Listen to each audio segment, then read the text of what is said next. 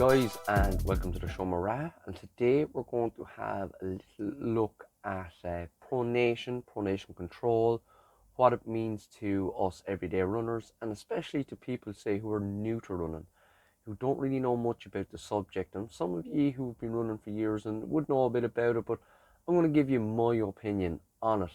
I've been working selling running shoes now for about 5 or 6 years, doing gait analysis with people more or less every day of the week.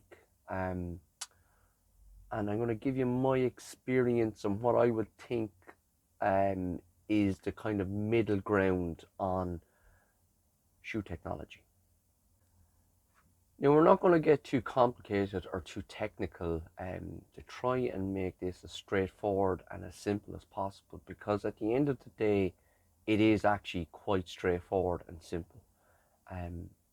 Different, I suppose, running stores will have different ways of assessing your gait, whether they'll put you on a treadmill or whether they'll get you to run up and down maybe a 20-meter track. At the end of the day, what they're looking to see is if your ankle collapses in over your arch. So when you come in and land, if you roll in medially and you see the ankle collapsing over the arch that way, that's what they would term as pronation. Now, there's neutral, where you land and you'll come straight through. There's supination, where you land and you'll go lateral. Now, less than 1% of the population supinate. So supination is a natural motion in regards you don't try to stop it. Neutral, then you're talking about 25 to 30%, in my opinion, of the population will be neutral. You're talking about 70% of people out there will pronate. Now, when you talk about pronation and overpronation, so there's a balance in the middle, or a tolerance, where pronation doesn't become a factor for people. And if you stay within that tolerance, you're generally not going to have issues from pronation. But if you overpronate and go outside that tolerance, especially if you're doing higher mileage, that's where problems can arise for people. So when you land and you pronate and then you come through, your ankle is collapsing all over your arch and it's pulling your Achilles to the side. And if you're doing high mileage, if you're running 60, 70 miles a week, every time you hit the ground, there's that little pull, that little thud with the Achilles being pulled to the side, pulling on your calf. That's where problems come from, in regards the distance that you're running equates to the level of pronation in regards how much damage you can do, or how likely you are to get injured. There are several little kind of traditional injuries from pronation. You're talking about shin splints will be probably the number one complaint that people will suffer from when they're pronating and it's not being controlled or prevented. Another one would be plantar fasciitis, say knee pain. Generally what will happen is, if you're pronating and you're in the wrong type of shoe and you start to do high mileage. Now, when I'm talking about high mileage, I'm talking 60 plus miles a week. If you're just doing 5k 3 times a week, even if you overpronate, generally you're going to be fine in any good quality running shoe. The issues really arise when you go for long distance, i.e. training for a marathon. So you get a lot of people who will say have been running for a good few years and had no issues at all, and then decided to do a marathon, and they're still in the same shoe that they've always been in, and say, oh, this shoe's been great for me, I've had no problems at all. And as soon as I upped it to well beyond what I'd previously done, and they generally tend to up it a little bit quicker than they probably should, because they're confident in what they're doing, and then they start to get issues. And then when we take a look at them, we would see that they do pronate, or not that they overpronate, but they do pronate, and that added mileage, or that added time on their feet, is letting the body show them where their weak points are. Okay, so I have a couple of clips here for us to take a look at. We're going to run through me running barefoot on a treadmill. We're going to look at me running in a new pair of shoes on a treadmill, a new pair of neutral shoes on a treadmill. We'll have a look at me running naturally on the road, and actually barefoot on the grass. Now, just to let you know, I do pronate. I am in that 70%, the general population of people that do pronate, but I don't over pronate, but I do pronate.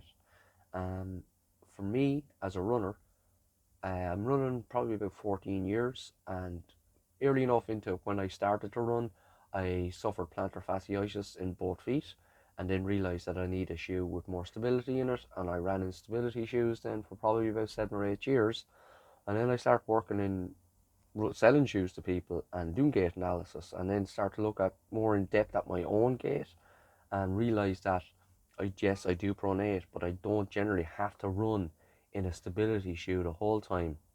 For probably the last 4 years, I've been alternating between a neutral shoe and a stability shoe.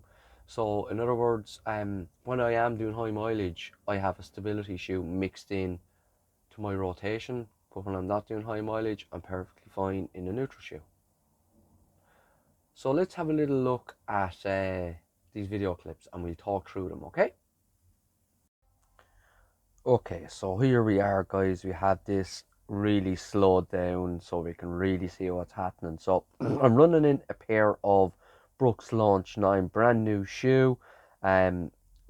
Recently purchased, really like this shoe. Now I'll just show you here how you can judge the stability of a neutral shoe very simply. So here we are with the Brooks Launch 9, the shoe that I'm running in on the treadmill. As you can see, the midsole, it gives a little bit, just a little bit like it should. Now it'll flex heel to toe really well. You can see the segmentation there. Now watch when I twist it there, like that should happen. Like that's a nice heel to toe transition. But when you twist it in the midsole, it should just give a little. Now I would regard that as having a reasonable amount of stability in the shoe. Now let's have a look at an actual stability shoe. So this is Mizuno Wave Inspire. You see the wave plate there. That's added in to give extra stability underneath the arch. But when we twist the midsole again, a little bit stiffer, but still gives quite a bit. See there, you can see it twisting. Not dissimilar to the Launch, but it has the added stability built in. Then you have an Adrenaline GTS from Brooks. Same thing, midsole, it'll give that little bit in the middle, but it has that extra technology in it. Same thing with this Hoka Arahi, has the J-frame design in the midsole, and will have that bit of flexibility as well. So a general stability shoe will have a decent amount of flexion in it, but will have added extra technologies in it to give you more stability. So when we look at my land here now on my right hand side, it's not as noticeable as it is on my left hand side when I land, and when my full body weight comes on, you'll see my ankle just collapse into the medial side, collapse in towards the center. Now on the right hand side you can see it, and there. And have a look again here on the left, and come in and you land full body weight there. You see I am pronating in the shoe, but in my opinion, from my own experience from doing all the gait analysis over the years, and from my own running experience, I'm perfectly fine in this shoe, even for doing a decent amount of mileage. It's not about being plumb straight, it's that you're not over pronating, that ankle really isn't collapsing in quite dramatically. So for me, looking at the Brooks Launch 9 here, perfectly fine for doing plenty of miles. Okay, next let's have a look at me running in a pair of well-worn New Balance 880s. Probably about 500 miles on these shoes at this stage, and you can see the difference an aged shoe will make.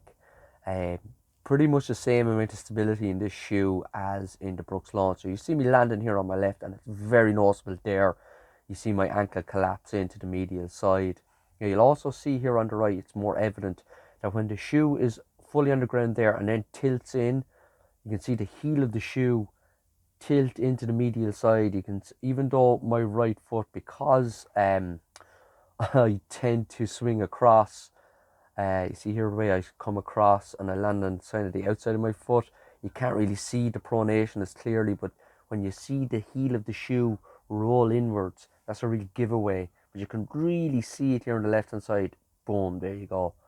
So this shoe would have been pretty much similar to the Brooks launch when it was brand new, when I filmed myself running in it.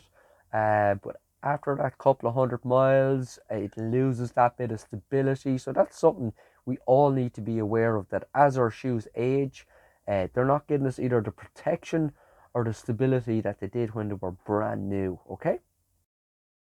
Now, here we are barefoot on the treadmill. And we can see here again on the left hand side, when I make contact and full body weight comes on, you see the ankle roll in. Not as evident on the right hand side. You see my right leg come across again, land more towards the center, but there you go. You can see that little bit of pronation there. And the same on the left again. When I come in and land, boom. Interesting here, same thing, you can't see it on the right hand side, but my arch is semi-collapsed on my right, but on the left here you can actually physically see the arch of the foot doing its job, the way it plants. So you can see it there, see the way it's actually supporting the foot. It's really interesting to see that actually work in play. Another thing I noticed as well is the way your toes or your foot will splay. You really notice it again here on the left hand side when I come in and I land. You see the width of the foot increase. See that there? The foot itself is just an amazing piece of technology. So we went over onto the grass to do a little bit of barefoot running, but first I ran side on to the camera, and this long-term injury that I've been suffering with, well, it's more or less gone now, but a year ago now I wouldn't have been able to do. You can see my right leg, see the way the knee comes to a 90-degree angle, the left doesn't.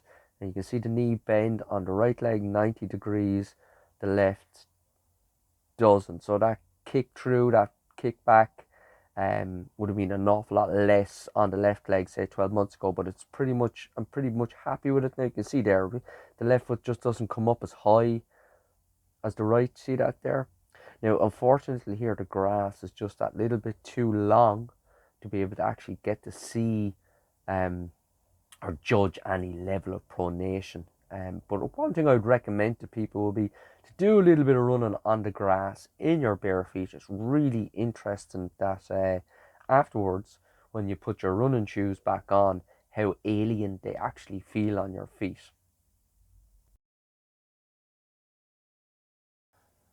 So there you go, guys. I hope you found that helpful. I'm not trying to overload you with terms and trying to make it as simple as possible for you. I'd really appreciate it if you would maybe get back in the comments to give me your opinion, because I don't know everything. There's loads of people out there with different experiences, and it'd be interesting just to see what other people think, to get a consensus. It's a good thing to talk about.